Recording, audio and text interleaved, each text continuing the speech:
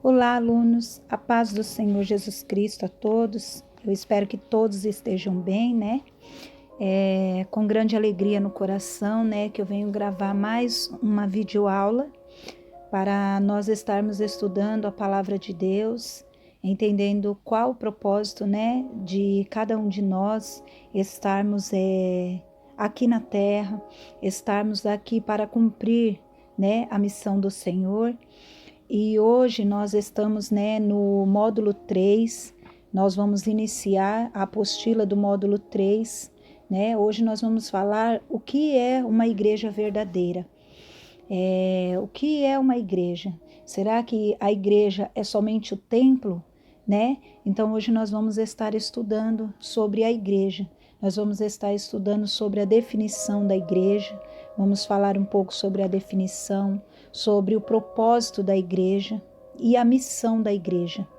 Então eu gostaria que todos os alunos estivessem com a sua apostila, né, e com a sua Bíblia, para nós estarmos acompanhando versículos bíblicos, que vai trazer mais esclarecimento, né, em algumas dúvidas que nós possamos ter durante esse estudo. Amém? Então vamos lá, eu vou começar na apostila, a lição 1, na folha 5. O que é uma igreja verdadeira?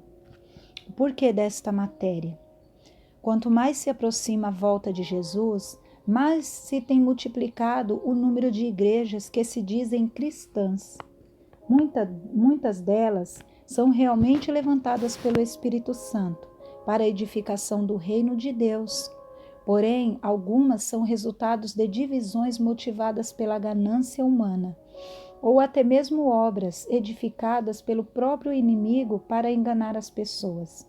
Compete aos cristãos a defesa da fé verdadeira, como aquela praticada pelos primeiros apóstolos, que produziu uma transformação no mundo da época.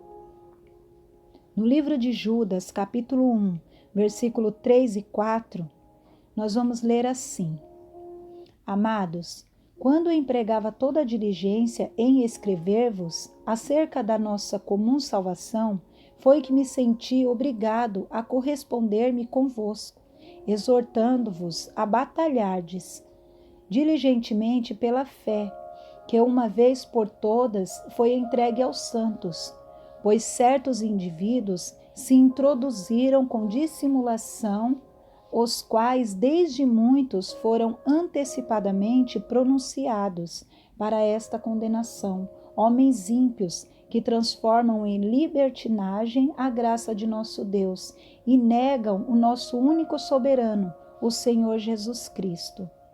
Então, nesse versículo bíblico, né, o que nós vemos? Que muitas pessoas, elas foram chamadas por um propósito, para fazer a vontade do Senhor, para falar do Senhor, né? Mas se perderam. E aí eles começaram a mudar, né? Eles mudaram, transformaram em libertinagem a graça do nosso Deus, né? Eles mudaram totalmente a palavra do Senhor. E muitas pessoas estão se perdendo por causa disso, né? Então, através desta matéria, nós podemos conhecer a visão de Deus a respeito da sua igreja, evitando assim que nos desviemos da fé real, perdendo o alvo ou até mesmo salvação. Deus, ele fala para nós tomarmos cuidado, né, com falsas doutrinas, porque muitas pessoas estão criando doutrinas, criando coisas que o Senhor não deixou para nós na palavra dele. E as pessoas estão indo por falta de conhecimento, por falta de entendimento, de ler a Bíblia. Ela ouve muito o que é falado e ela não acompanha na Bíblia o que está escrito. E aí, por isso, elas vão perdendo, né, a fé, elas perdem o caminho do Senhor, né? Então, Deus, ele fala que homens ímpios, homens despreparados, homens que quis fazer a vontade dele, não a vontade do Senhor, acaba desviando muitas pessoas do caminho.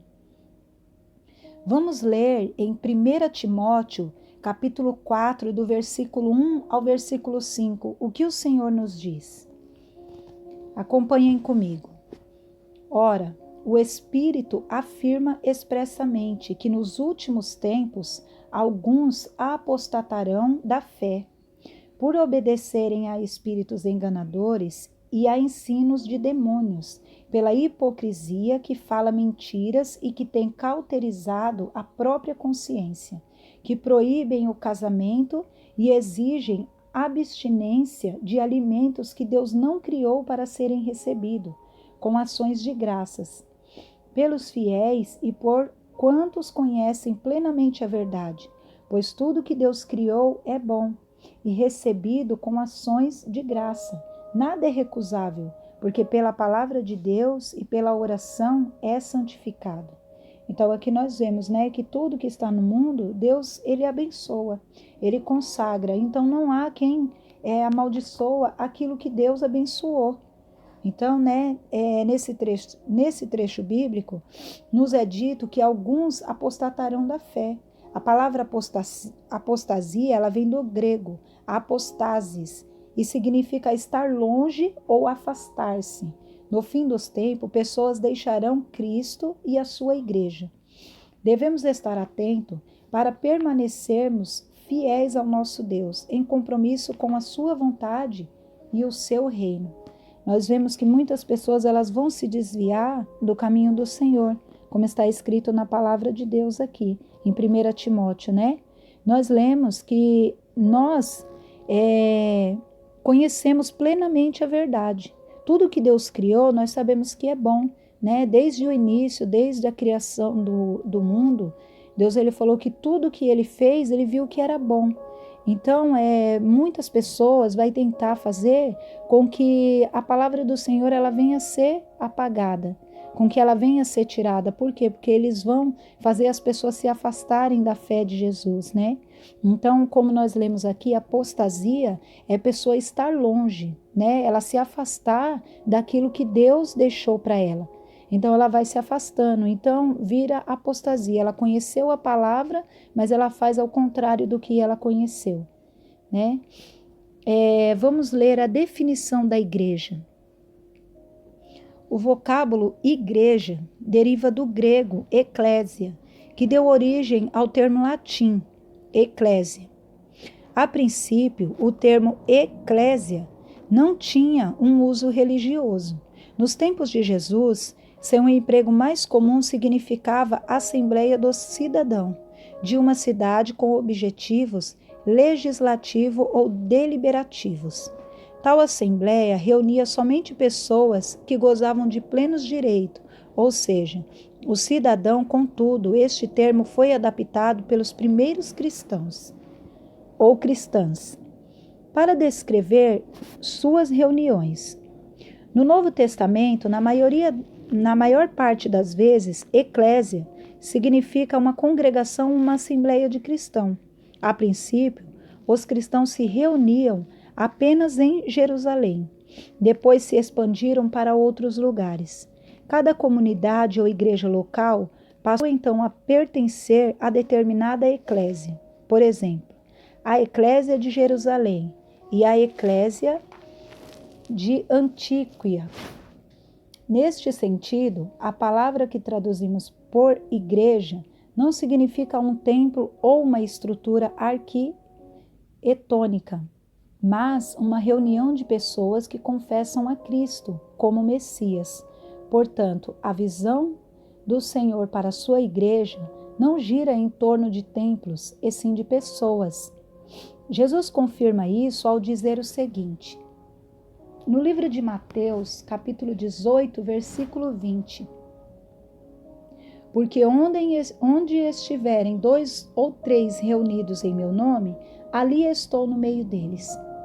Sempre que os filhos de Deus se reuniam para adorar ao Pai, a igreja está formada. Não importa o lugar, seja num lindo templo, num barraco de madeira, numa praça ou num lar.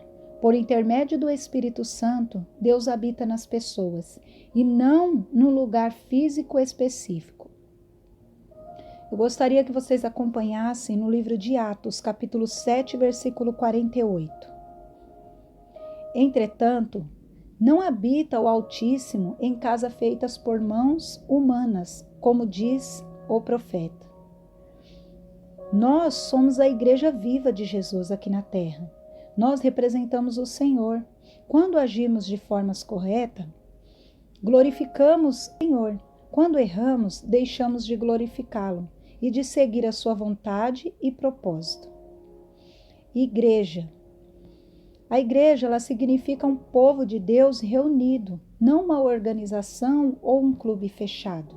Muitas pessoas, ao conhecerem movimentos organizados, pensam que é uma igreja. Igreja, na verdade, é a reunião ou a congregação de pessoas que receberam Jesus como Senhor e Salvador. Então, aqui nós aprendemos, né? Que quando fala assim, eu vou à igreja, eu estou indo no templo, eu estou indo, né? Congregar. Agora, igreja somos nós. Então, Deus, ele fala que aonde tem um ou mais reunido, no nome dele, ali é uma igreja. Então, aonde que estiver pessoas, pode ser na casa, pode ser na rua, numa praça, aonde você estiver um ou mais orando no nome do Senhor, então ali é uma igreja.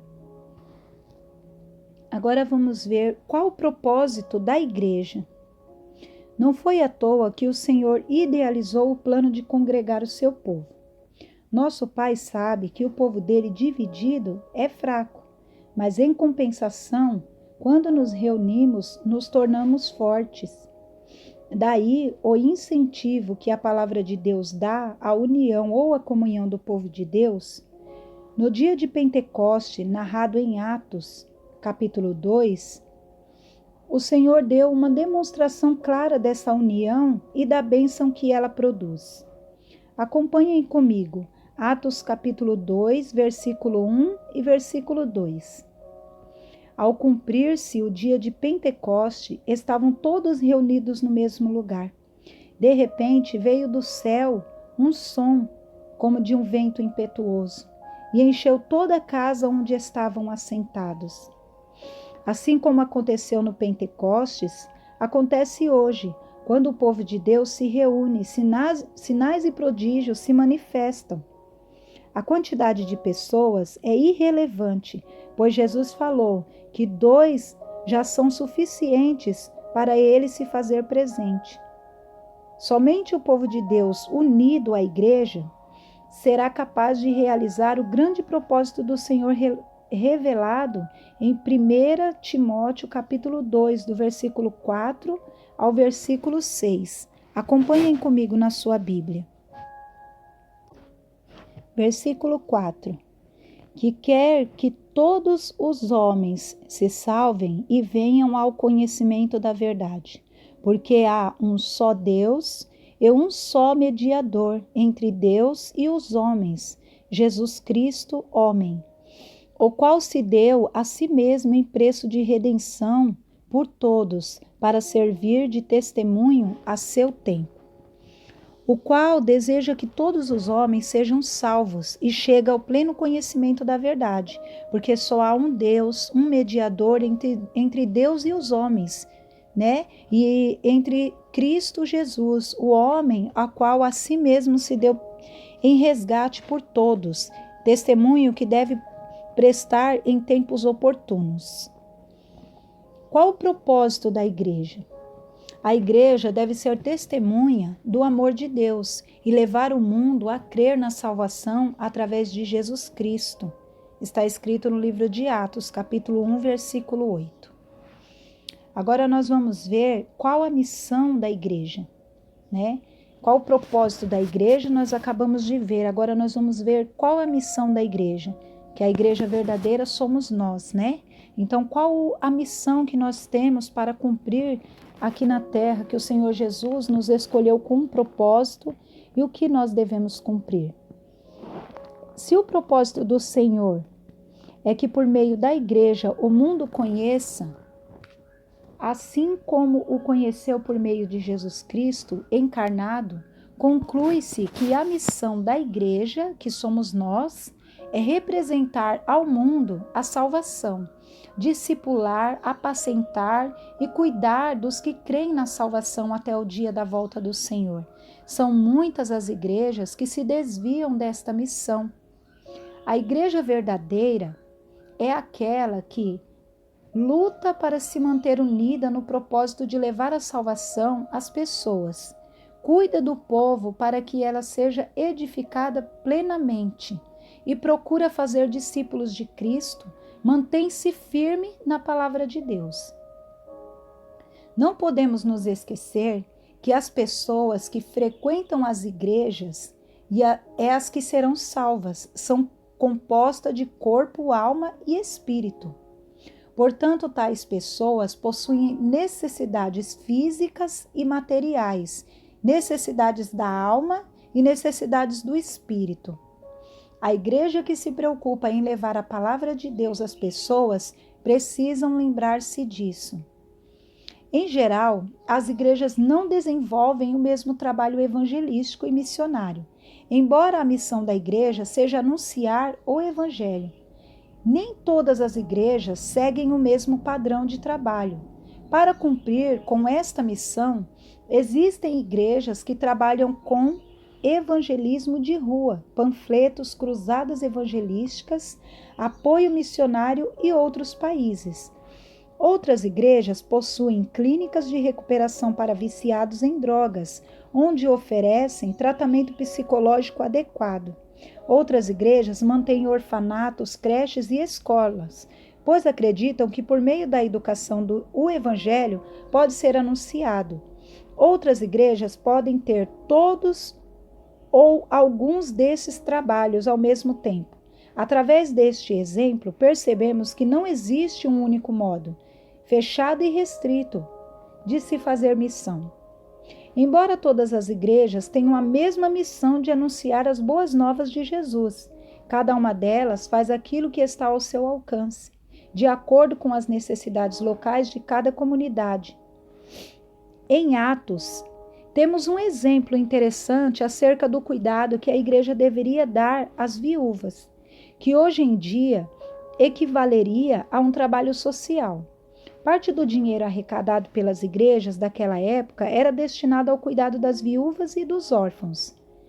Quando uma mulher se tornava viúva, ocorria um desamparo financeiro. Se a viúva não tivesse filhos ou familiares que a sustentasse, a igreja deveria ajudá-la. Se não, ela passaria fome. Da mesma maneira, acontecia com os órfãos que não tinham pais que os sustentassem e os amparassem. No relato de Atos, capítulo 6, do versículo 1 ao versículo 5, nós lemos assim: Ora, naqueles dias, multiplicando-se o número dos discípulos, houve murmuração dos helenistas, judeus de fala grega convertidos a Jesus, contra os hebreus, que eram judeus de Jerusalém convertidos, porque as viúvas deles estavam sendo esquecidos na distribuição diárias, que eram as refeições servidas às viúvas. Então os 12 disseram: Não é razoável que nós abandonemos a palavra de Deus para servir às mesas. Mas, irmãos, escolhei dentre vós 7 homens de boa reputação, cheios do Espírito e da sabedoria, aos quais encarreguemos deste serviço. E quanto a nós, nos consagraremos à oração e ao ministério da palavra. O parecer agradou a toda a comunidade. E elegeram Estevão, homem cheio de fé e do Espírito Santo, Filipe, Prócoro, Nicanor, Timão, Pármenas, Nicolau, proselito de Antíqua.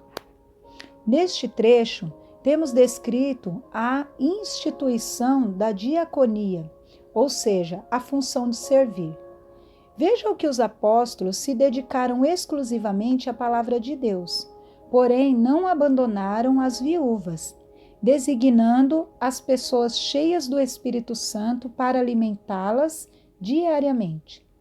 Eles poderiam simplesmente excluí-las, mas não fizeram isto, pois sabiam a importância do cuidado com os mais fracos e necessitados.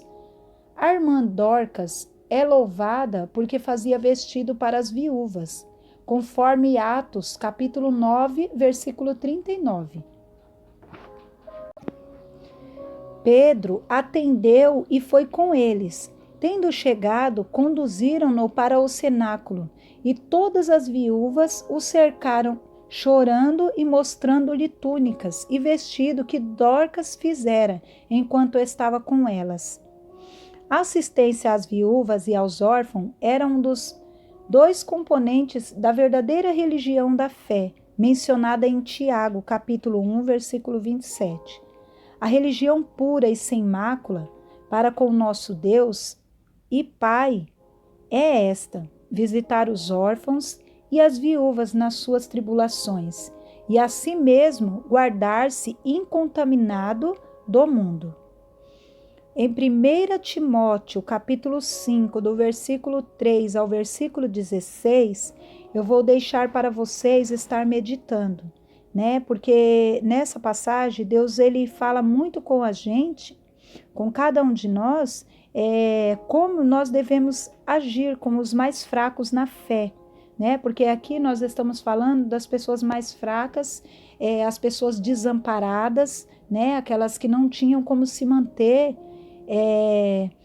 Só que aqui nós vamos ler em 1 Timóteo as pessoas mais fracas na fé, né? E como a gente ajudar essas pessoas. Então, eu gostaria que vocês estivessem lendo 1 Timóteo, capítulo 5, versículo 3 até o versículo 16.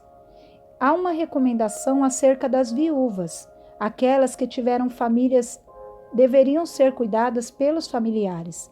Para ser aceita como viúva legítima na igreja, era preciso ter mais de 60 anos de idade e ser irrepreensível. Neste texto, nós percebemos que a igreja não deixou de amparar as viúvas. Contudo, devido às necessidades, regras foram estipuladas para estabelecer uma organização adequada e, desta forma, um melhor cuidado para com toda a igreja. Quando a igreja ajuda socialmente, é importante que ela pense em restabelecer a pessoa ajudada, a fim de que a pessoa tenha condições de andarem com as próprias pernas. A igreja não pode ser uma muleta na qual as pessoas se apoiam e se tornam dependentes. Aqui nós vamos ver também quando uma pessoa ela chega na igreja, né, e nós ajudamos ela na fé, em oração, né, ela chega, a gente tem que dar todo o apoio para ela, mas ela não pode se apoiar nisso. Ela tem que aprender a andar sozinha.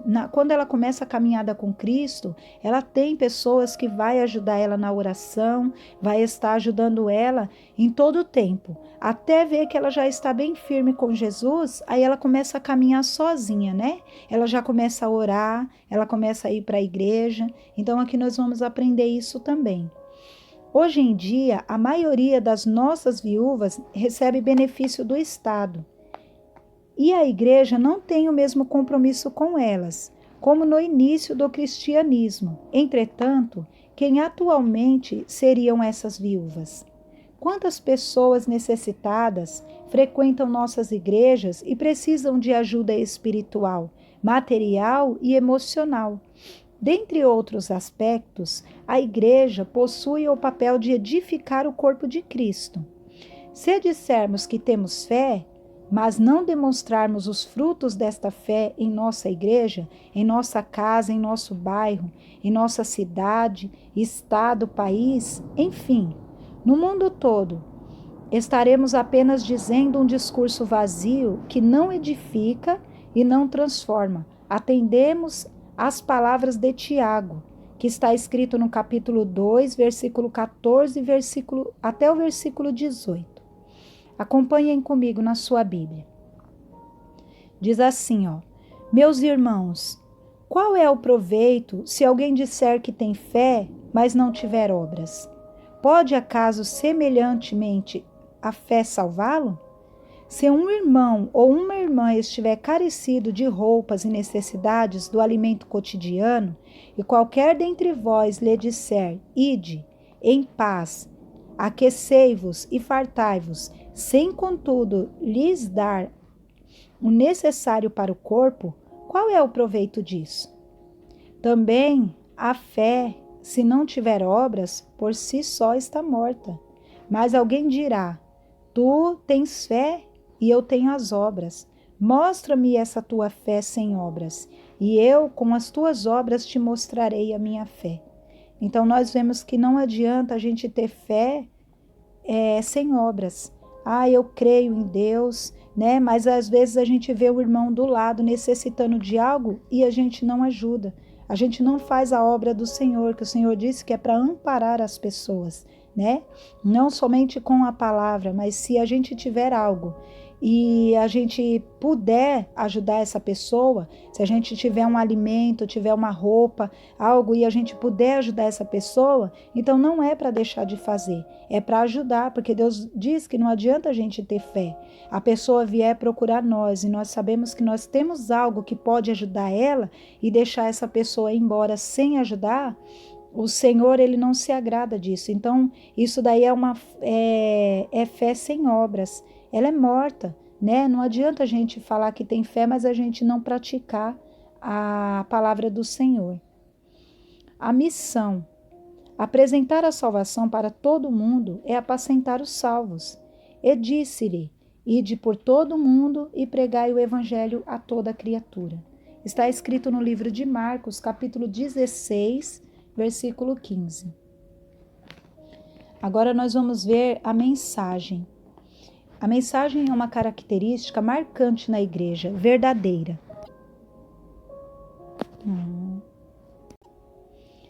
A mensagem da igreja verdadeira é: porque Deus amou o mundo de tal maneira que deu o seu Filho unigênito, para que todo o que nele crê não pereça, mas tenha a vida eterna. João capítulo 3, versículo 16. Então essa mensagem, ela tem que estar gravada no nosso coração, né? Porque essa mensagem é da igreja verdadeira, é nossa, né? Porque Deus, ele amou o mundo de tal maneira, ele deu o Filho dele para que todo aquele que nele crê não pereça. Então aquele que crê em Jesus, ele não perece, ele não tem necessidade, ele vive uma vida assim confiante em Deus, né? A gente sabe que nós estamos aqui, mas não estamos desamparados, né? Nós cremos que Jesus Cristo, ele morreu naquela cruz, ele foi para o Calvário, mas ele enviou o Espírito Santo, né? E hoje nós cremos que o Espírito Santo é quem nos guia, é quem nos dá força. Quando nós clamamos ao Senhor, o Senhor responde, né? Jesus é o Filho do Deus vivo. E foi o que nós aprendemos hoje. Então, nós clamarmos ao Senhor Jesus Cristo, ele nos responde, né? Eu vou deixar uma mensagem para vocês estarem lendo em Mateus capítulo 16, do versículo 16 até o versículo 18, que Jesus disse que a sua igreja teria uma pedra, ou seja, uma mensagem para fundamentá-la, né? Então, nós precisamos saber qual é a mensagem que o Senhor Jesus Cristo nos deixou. Então, eu gostaria que vocês estivessem lendo na sua Bíblia. E aqui nós vamos terminando mais uma lição, né? Que é a nossa apostila do módulo 3. É a primeira lição que nós começamos. Então, a igreja verdadeira. Hoje nós aprendemos o que é uma igreja verdadeira, né? A parte 1. Nós temos a parte 1 e nós temos a parte 2 que nós vamos estar estudando, né? E eu acredito que Deus, ele vai falar muito ao nosso coração.